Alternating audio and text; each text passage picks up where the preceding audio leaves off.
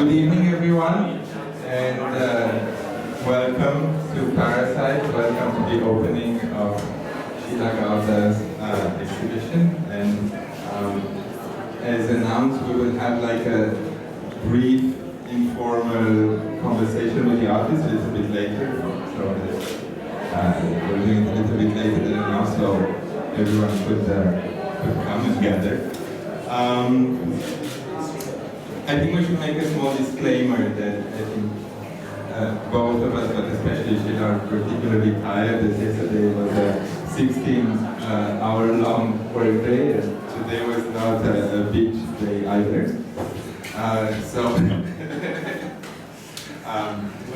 So it might be perhaps a slower than usual exchange of ideas, but I would like to start by thanking Sheela for the incredible work. Well, first for accepting to work with us, to come to Hong Kong and to engage with the city and with Parasite and to create this amazing show, and then for the actual dedication and painstaking dedication of creating all these new works and of putting the show together. So thank you, Sheela, and let's give a big round of applause to you.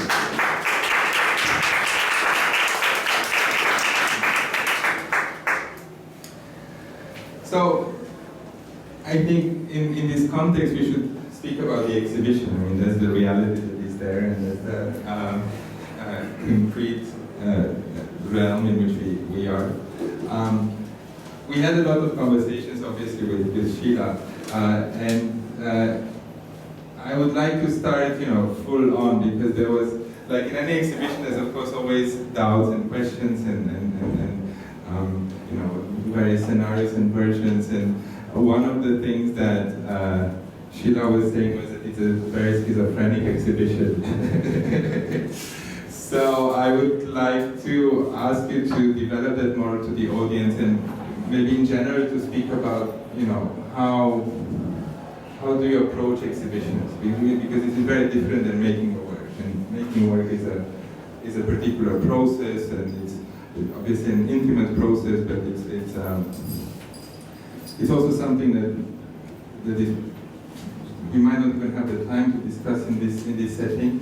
But approaching an exhibition is different than approaching making artwork. How do you compose it? How do you make selections? How do you deal with the issue of representing yourself in all the complexity and in all the heterogeneity of your interests? And where is that schizophrenia coming into play, and what would be the alternative to schizophrenia? Oh my God! With fun,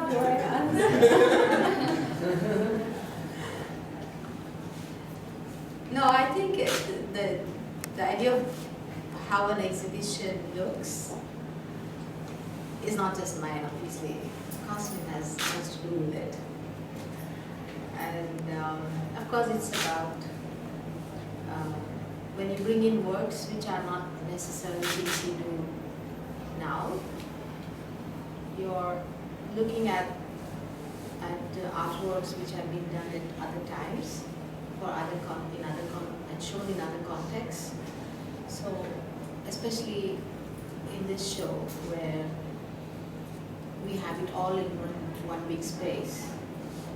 So, I guess the schizophrenic part is about bringing them all together in one big space and not physically separating them through rooms or making a kind of a transition for the viewer to go, have the time to absorb one thing and move on to another space and have another think about what is in front of them. So that's the schizophrenia that I was. And the other is that I've chosen to do a new work, which is in many ways unlike me to do that, to make this big installation in the middle with a very garish and to use shiny stainless steel as its counterpart or its companion, and even more so to do that little enclosure, which is really, it's sort of so ugly. It also becomes acceptable. So that for me is something new, and I was quite nervous about presenting it, along with a lot of other works which are much more kind of, for me, more darker works and more they need their own context somehow in terms of viewing, or rather it needs more time. It's not something that you go through too quickly. So that for me was a little bit difficult to put in the same space, and I was a little bit afraid if I was trivializing something that needs more and another mind to absorb it. So, as I was talking to David, I don't think it's only about sparkles and oh, look at wonderful shiny stuff and whatever starry world we live in. You know, I think there is my interest in taking it to that excess of form and materiality was to actually not celebrate it as much as critique it without in its excess use, but also beautiful. I think a lot of my works are not really ugly,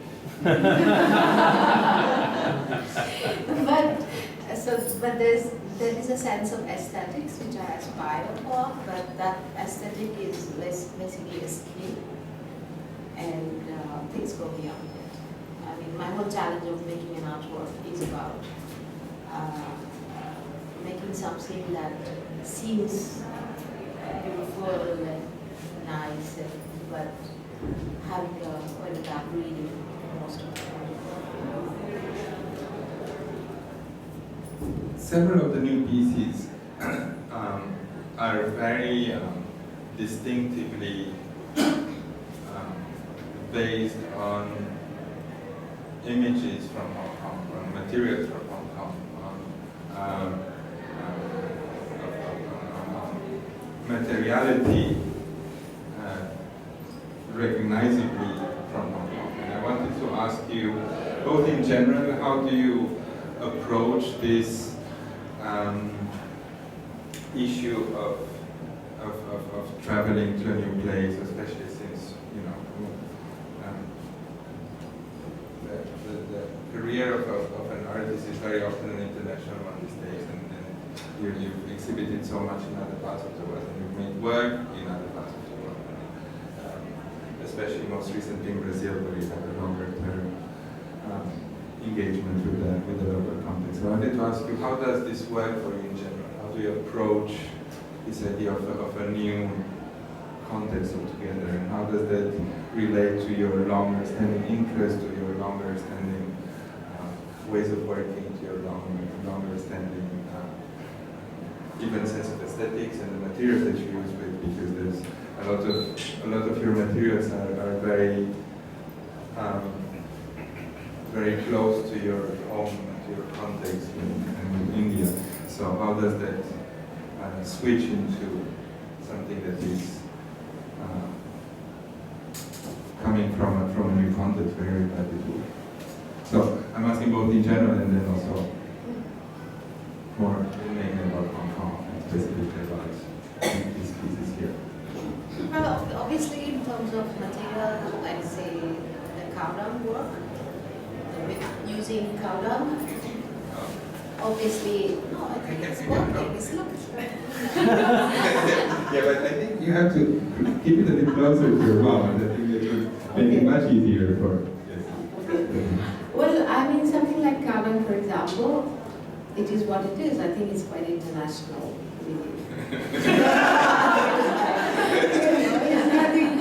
It's nothing special.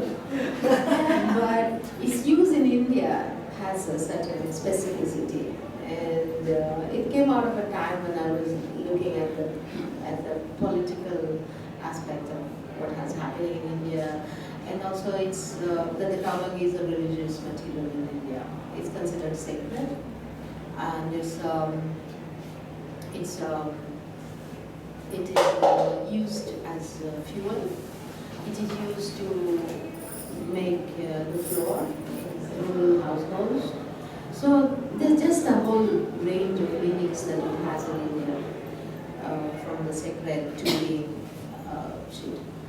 But I presume that, and there's a form also, the form that I've used here, for example, which is the spats, which is it's a given form. It's not something that I've invented, but I guess when you look at it and when you see hand imprints on it, so there's a certain tangibility to the human in terms of material like that. So, and also when I construct it into a brick, so it becomes like a building material. So there's a sense of stored energy aspect to it. So I don't think these things are really obscure if one was to look at them more closely. I don't think they're really, you might not get all the levels of meaning, which for me is there within me, but it depends on the viewer, of course. And so, but there's always something for the viewer from whichever part of the world because of the way the material is used. That it is never, it's not like I make a fiberglass Cowden parts and coat it with Cowden to make it look like Cowden. Coating the Cowden is Cowden, you know? And so steel is steel or fabric is fabric. So that immediacy of approach to materials is what connects it to, I guess, people anywhere in the world. And of course, again, at the level of imagery, some are a little bit more mystical and a little bit difficult to understand. But the formal aspect of even an image is also something that works in terms of a way a space is defined within an image. So it's not very personal, or it's not a private mythology. What other details did you ask me? Yeah, I asked you about personal mythology, but no, well, it's more the other side of it, the new works, and how do you deal with new materials that you encounter, the new places, and then, well, specifically about Hong Kong. So you know, we walked in Sanskrit Hall, and obviously that's where all the sequence are. Well, he took me to really nice places in Hong Kong. Basically, we walked the whole day, and I think what was surprising in a way was the element of craft that still exists, and you know, which is all not kind of separate within the larger kind of urban scape that we see. But it's not about that you come here and you find something and you're going to make a work that will address people from Hong Kong, because you're going to look at your own practice, your own inclinations, and I don't do work for one particular city or a country. So when I chose to do the ones of, I took many, for example, we went to a lot of wholesale markets of fabrics where you don't see the fabric, they don't roll them out for you and you touch it and you say, okay, I like this, I like that. But it's just a shop full of samples of fabrics. So you're not even feeling it with, you know, as something.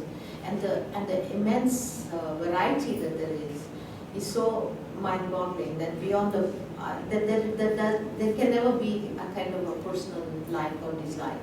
You know, it's too much, and the excess is what interests me quite considerably. But it's not something that I went back and I said, okay, now I'm going to choose that material. But I think all artworks also happen in a, frankly, in our own limited sense of experience. I mean, it's not like it's outside of the incidental. So the idea of coming to Hong Kong and incidentally going through, not so incidentally, but finding these shops and then taking photographs of it, there is a certain range of experiences that one I'm working with. But then when I went back to India and I looked at these images that I had, there of course you get like many ideas, but not all ideas necessarily address all your concerns, and not all ideas are feasible as well. So it was a coming together of two things. One was of having these fabrics and interest in those, and then the excess of those, and then to come across something in the marketplace where I saw this flagpole, which was also, it was a, I think it was a, yeah, in Bangalore, a Muslim dargah in a little lane, in just a corner of a building, but just so celebratory in its excessiveness. Like there were light bulbs, and there was these flags, and there were these huge stainless steel fence to it, and it was something else. So that's when I thought, okay, the sequence material kind of has a dialogue in a sense with something else that I've seen there. And then you think of the space. I mean, this is a very challenging space because a lot of my works I respond to high ceilings, and this was like, that was the first thing you begin with. Firstly, the low ceiling, and plus also a very noisy ceiling because these beams run through, and so this is something you have to accept and work with. And so the idea of making this sort of over-ambitious pole was in a way, and that to a flagpole which is meant to stand upright, to put it in a space where it doesn't have that kind of ability to stand upright, to in a way make its function almost a dysfunction in this sort of space. So that interested me. So it's about the space, it's about things that I saw in India and what I saw here, and and the feasibility of making something like this, and all that has something to say about it. In terms of the one here of the shrine with the Malawi square, I've done the Malawi square on this rubber sheet from Brazil, from the Amazon, where I've painted the Malawi square on a piece of rubber, and then when you stretch it, there's a distortion of the square that happens. So I was interested in the idea of the distortion, where the canvas or the surface on which it is painted is no longer a neutral. You don't take it for granted, it's not neutral at all. So it again comes back to the idea of material. And then we went also to the place where you have a hillside by the sea, where a lot of the idols that people don't want anymore, gods, goddesses, are basically left out. Beach I don't know. Yeah, it was really fascinating because it's like amazing hillside full of these idols, and strangely enough, it is something that I have been working with in India, where I also retrieve images of gods and goddesses and little idols that are left outside temples, again because people are too scared to put them in the dustbin, and they cannot get rid of them in any violent, what they see as a kind of a violence to the image, but they also don't want it. So they leave it out for nature to take care of it. Then their guilt is not evident anymore. They can feel guiltless about their act of putting out a sacred image which has been worshipped by their parents or whatever. So there was this very granular things that are happening in Bangalore and here, which which I found quite interesting. And also the set of postcards. The metaphor is obviously, or the narrative addresses also a different level of things that are discarded. Yeah, you mean what is discarded here? Yes. Yeah, discarded in a sense of attachment to that, as well as not wanting it or it becoming redundant. So in a way it's a dialogue with the Malevich Square or to modernism, to modernity, and to the history of modernity, but also to the idea of the spiritual, because Malevich Square in a way was placed in the corner where the Russian icon was placed. So there is a certain aspect to it. It's not like abstraction in other abstractions, so the way we looked at it. But then I was looking at like other abstractions, for example, in Hong Kong, of the way abstraction of the form is seen, which is the Eastern, the Asian, or even in India, where there's one square there, which is a tantric image. So there are abstractions which are got nothing to do with modernity. So it was in a way trying to combine this idea of the spiritual, about abstraction in the Western sense, of modernity, to the spiritual and to the material spiritual as well. For example, where I have quoted, where I have the red kumkum, the red panel, which has the kumkum which is used here, which is also used in rituals, counterposed with the blue little triangle there. So there's kind of a crossover of different things where the readings are not necessarily linear, and it's also not necessarily clear. It's really it probably will be a kind of a work in progress for some more time, because it's not an idea I'm executing. I'm basically exploring, thinking where it's going, where it is being. In the neon square. I wanted to do a square, and I thought that was really simplistic, because the square idea of the square is a neon, is enclosing space within and space outside of it, unlike a painted square. But then I came across this something that a structural engineer I was consulting. He showed me this form, which is a square, but distorted to a 45-degree angle. So, and it's supposed to be in any other material, one of the strongest forms to have, as a load-bearing form. And I thought that was really interesting, because on one hand you're talking about the square, but you also have something that is as fragile as a neon material, using a form that is structurally supposed to be a very strong form. So that's how I made it. And of course they took me to neon in Hong Kong, and it's something that I always wanted to do. So I said, I must do a neon one. Now, are there questions from the audience? We should open it up to the... Come on, I'm sure there are. So, yes, you were first.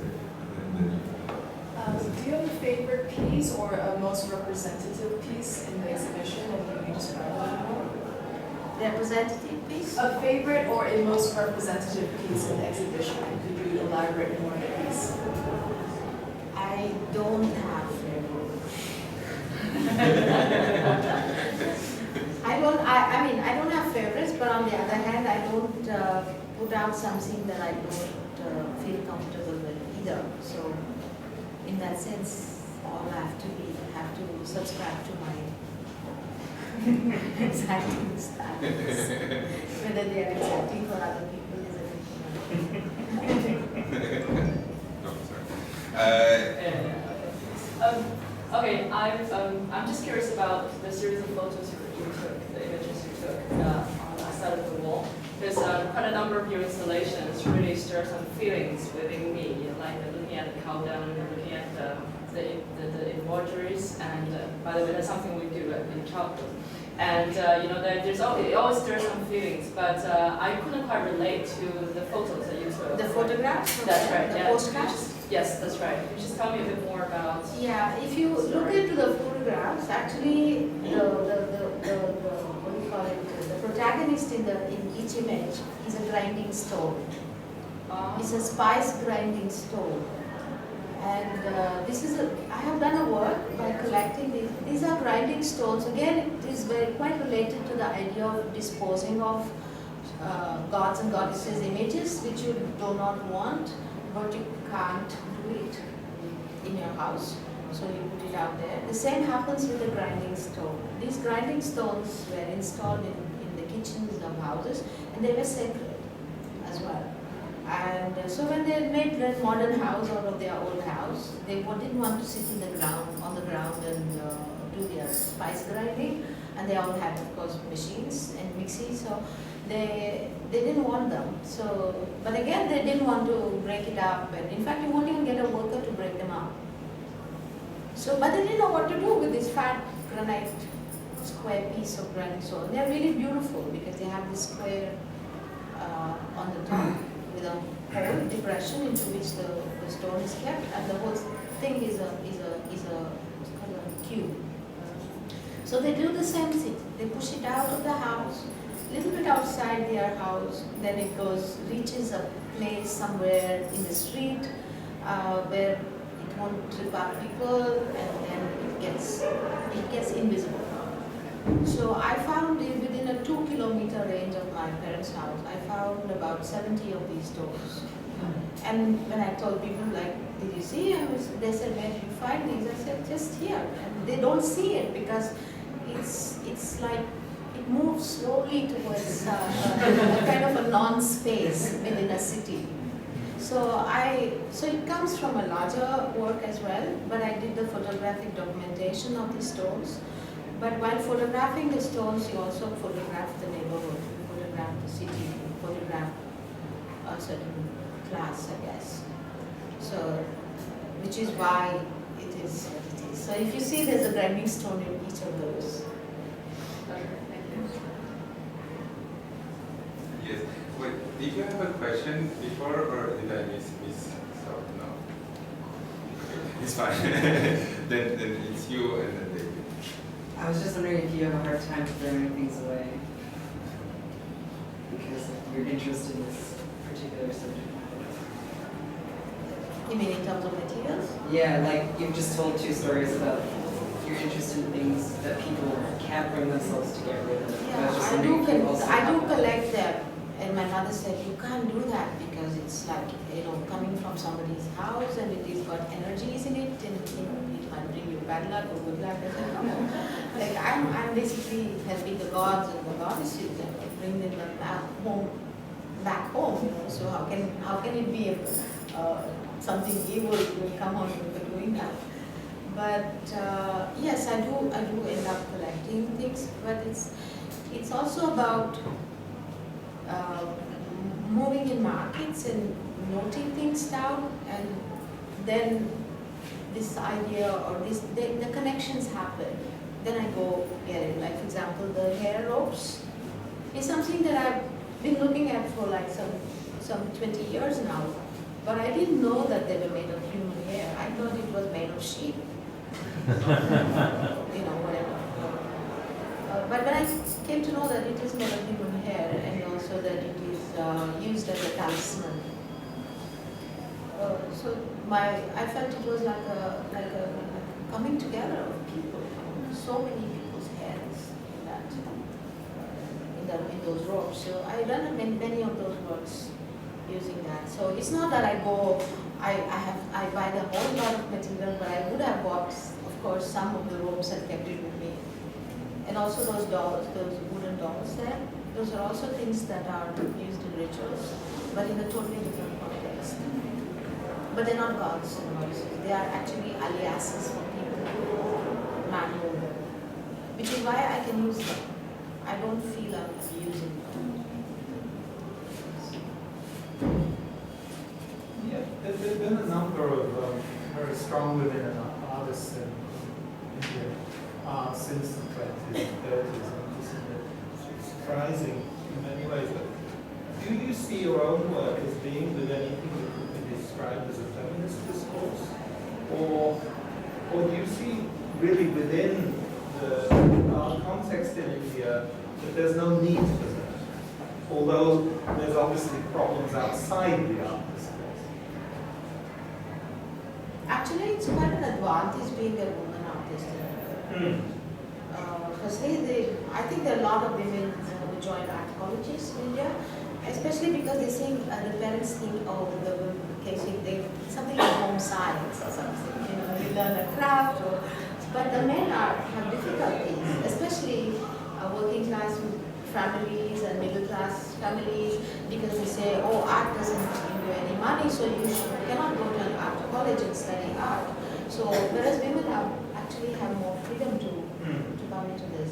But that's a different point. But the feminist thing, well, I think it's when I started to use Gowda, it was also from the point of view of the fact that Gowda is mainly handled by women. Yeah. You know, it is handled by women to make these Gowda pads, and I was conscious of that fact. And a lot of the works that came during that time was about the body. But I've not been overtly self-conscious about being a woman artist. And I am aware of it, but I'm not trying to make a statement to the world. Yeah, it really interests me because I think this is something which is part of the Indian matrix. And in Japan, for instance, we try and compare where women, I mean, they're tough, but they're not aggressive. But they really do have to stand very, very much as women making statements in a boys' club, in an art world boys' club, as well as a wider boys' club. And it doesn't strike me that that's been the case in so much. I've never had it that it was not never a disadvantage being a woman artist. Actually, it's been fun. Yeah, that's interesting.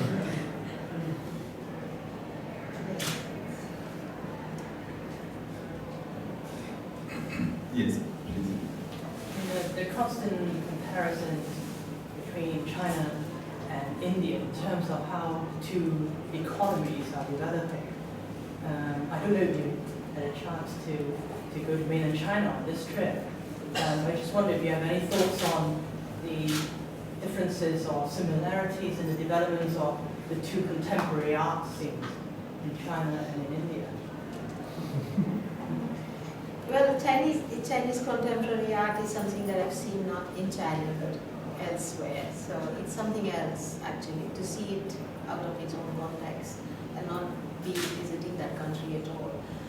But you're talking about only the art part in relation to India. You're talking about.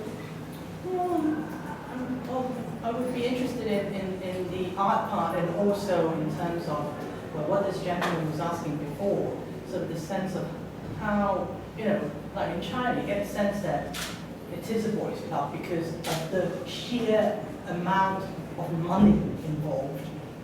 And I wonder if the same would have happened if the money, this huge, this arrival of this huge lump of money has changed the art world in any sense. Well, I think the main difference is that contemporary art in India had its own viewership, it had its own collectors within India. So unlike China, which for a long time, so it has had this less of this green quality in terms of money, So it has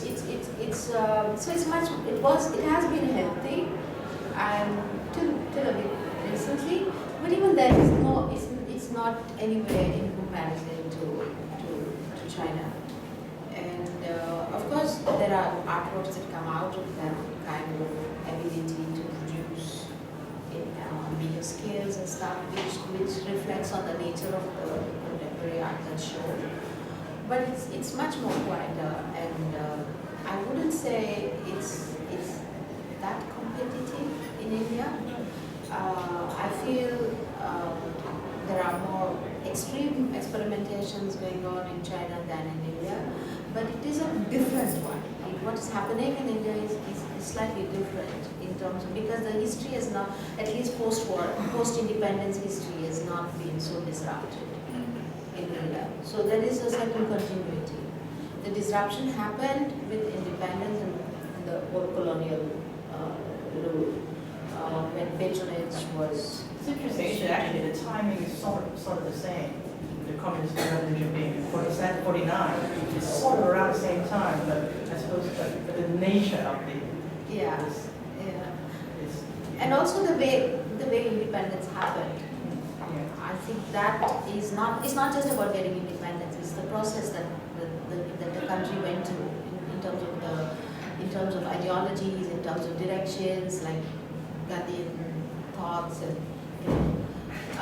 but India is terribly complicated. I mean, we are not a united country at all. Actually, we don't have a singular anything. We don't have single language. I mean, it's like so damn complex.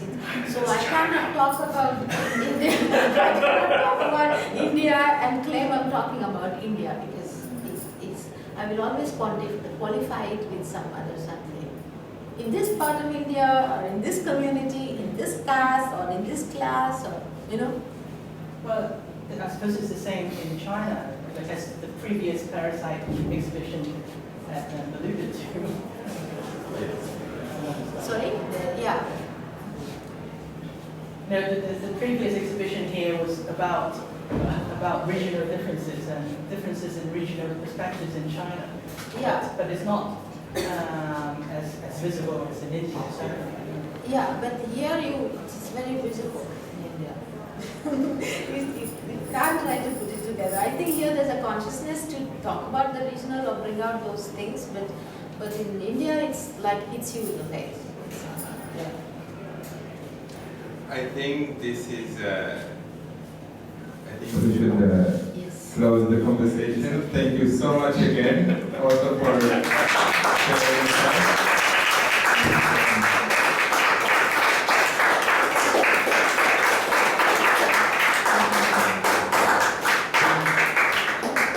And continue enjoying the exhibition. I'm sure there's more things you would like to revisit after hearing Sheela talking about it.